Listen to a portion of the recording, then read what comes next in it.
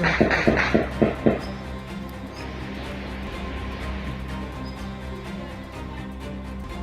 district manung chana leiba Sugnu maikaida ngarang ding ngasi fawda kuki khulai faiba singna masing yamlo bom amadi nongmei leppa leitana kapsillakpadagi maram oiduna sahi humphudagi na marfu fawi manungda leiba nupi ahum pakhatuna BP stroke amadi heart attack tawbadagi laikat ngamdana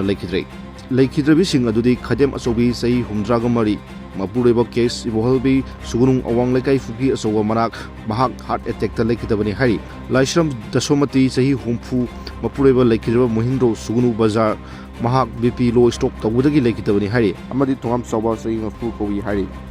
laibak thiba todok sing aduda leikhidra ahalongi maksang sing post mortem na singbagi tawbai khutong sawa fangkide hari kuki militants singna toina nongmei kapsillakpa amadi bom kapsillakpadagi leikai goiba foloi from the fawba poloiba ngamkhide